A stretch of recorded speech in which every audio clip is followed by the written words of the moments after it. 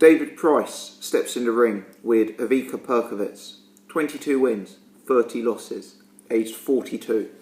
Price wins by second round knockout. And of course Price won by knockout. He's fighting a guy who, to repeat, was 22 wins, 30 losses and aged 42.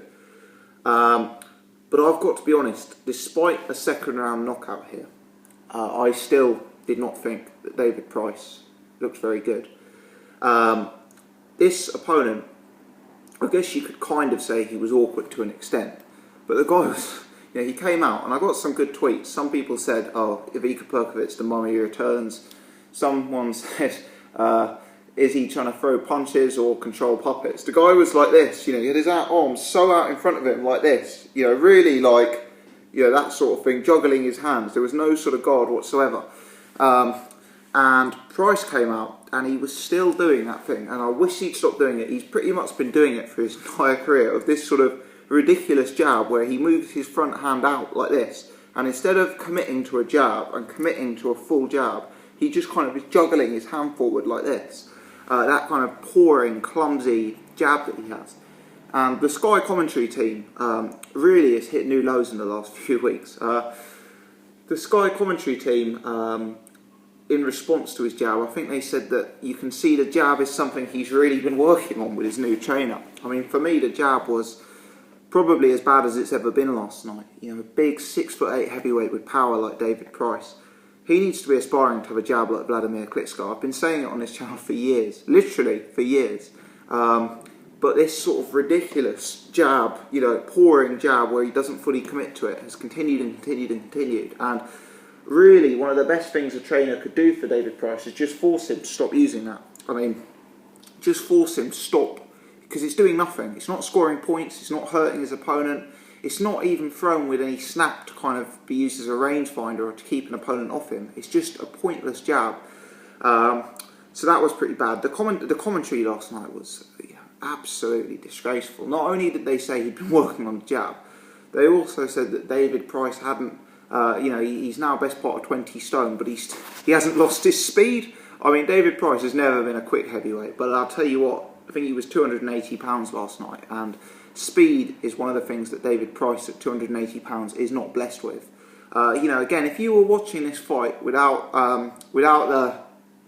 if you were listening to this fight, I suppose, if you didn't have a visual and you were just listening to the commentary team, you'd be inclined to think that 280 pound David Price won the fight behind a ramrod jab, moving around the ring like Muhammad Ali with his speed and hand speed and foot speed. I'm exaggerating, obviously, to prove a point. But I really didn't like the performance of David Price. He was so tentative. How many times did David Price throw the right hand to the head in that fight? I know it was only 5 minutes of fighting, but did he actually throw a right cross to the head at any point? I'm not 100% sure. He did. I mean, he landed some sort of cuffing, vague power punch type shot in the first round that saw Perkovic go down. But it didn't even look to me like that was a punch that really landed. It was more Perkovic saw a power punch coming and kind of it caught him half, and he went down off the back of it. But I mean, how cautious was he? How cautious was he with that jab? How uncommittal was he with that jab? How uncommittal was he with throwing the right off the jab? It just wasn't there. It just wasn't there. And what was more worrying is this Perkovic. When Perkovic tried to respond with any attack himself, I mean, Perkovic was standing out there with a stance like this, and he would literally throw like a looping hook or this sort of long punch. So slow. Most elite heavyweights wouldn't even have to adjust their feet for a punch like that. They'd simply, turn, they'd duck, they'd move out of the way.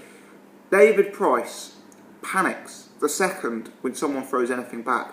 I mean, this punch that Perkovic was throwing was, some of the worst punches you'll see in heavyweight boxing. And Price, what he would do, the second Perkovic threw a punch, he'd put his hands out, and he would, at pace, or at David Price's pace, almost run backwards. I mean, if you don't remember him doing that, have a look at the tape and see if I've got this right. But the 2 or 3 times that Perkovic initiates any sort of offence, Price puts his hands out to stop Perkovic getting in range, and then sort of literally, charges back, straight into the ropes, desperate to stay out of range. And against Perkovic, a 42-year-old, disgustingly overweight fighter with no pedigree, that tactic worked for David Price.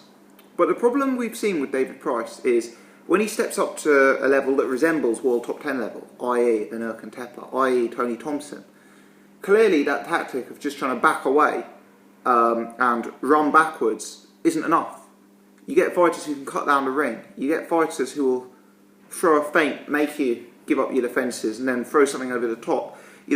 This charging back in sort of panic straight lines is really, really bad. And if you look at the elite heavyweights, they simply do not do that. They do not do that. Price really does not know what to do when the bullets are flying. And the truth is, he's never known what to do when the bullets are flying. But now there's panic. There's real, tangible panic that maybe he didn't have earlier on in his career because he hadn't been stopped so many times. And if that panic is showing up against a guy like Perkovic, what's it going to look like against a guy like Joshua? That's the problem for David Price. So anyway, Price stopped him with a right cross to the body in the second round. It's a bit of a strange stoppage, but anyway. Price racks up another pointless win. But for me, the problems with Price's game are still there, and they're not being worked out by this level of opponent. The jab is useless. The Corson is overbearing. The lack of education of what to do when a punch is thrown back at you is disconcerting, and the sort of general panic and sort of backwards charge without thinking about what you're doing is going to cost him, as far as I'm concerned. A lot of talk after the fight that Price is going to fight David Allen in 2 weeks' time. I can pretty much confirm that fight will not be happening. David Allen has said that he was offered the fight. He'd initially accepted it a few weeks back, but he's now unprepared to accept it because they've not given him enough notice. He's not prepared to take a fight on 2 weeks' notice, which would allow him to only train for 1 week. And I applaud David Allen for that attitude. I'm going to try and catch up with David in person and try and post it on the channel. But that is the right decision for him. He doesn't want to be taking fights on 2 weeks' notice, and that fight has been there for David Price for a long time now. If they really wanted that fight, they could have made it a couple of weeks back. There's no need to bring someone in like David Allen on a week's notice. It's not what this sport is about, as far as I'm concerned. So, yeah, David Price. He said after the fight that he sees himself. You can't really keep him out of the conversation of the top 10 heavyweights or fighting against the top 10 heavyweights. For me, David Price isn't a top 30 heavyweight. He's somewhere between 30 and 50. The guy's best win is probably, it's either Audley Harrison or Sam Sexton. He has lost and looked pretty dreadful when he stepped up to top 20 level. And for me, he's some way off world top 10. Of course, when we talk about David Price, we always have to talk about power. The guy carries legitimate power. He hits very, very, very hard. And even though I question how easy it's going to be for him to land against these top heavyweights, he does have a puncher's chance. So these fights against Joseph Parker, these fights against Anthony Joshua, these are younger heavyweights. These are slightly more inexperienced heavyweights. These are heavyweights who at times in their careers have shown defensive frailties. And going up against a big man like David Price, who hits that hard, he has the classic heavyweight boxing puncher's chance. And you'd be a fool to write David Price out of any fight because of that, and as a result he remains an intriguing guy to watch because of that power dynamic.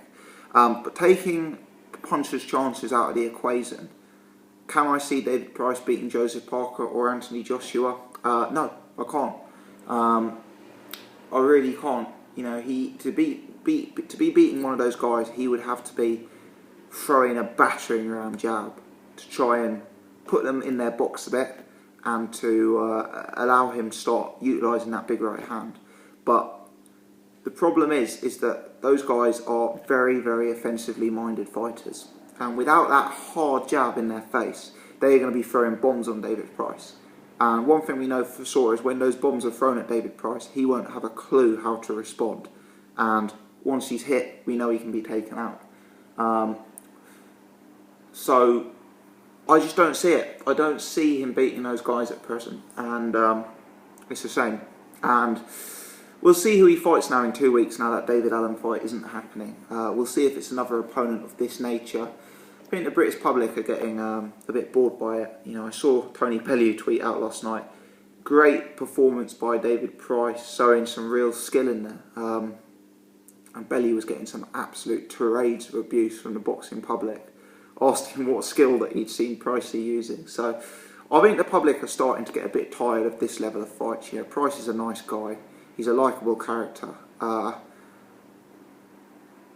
But it's not all there for me. Let me know your thoughts, people. Please let me know your take on this fight and on his career in general in the comments section below. If you've enjoyed this video, do take the time to hit the thumbs up button. And if you're new to the channel, please subscribe. Many thanks for watching.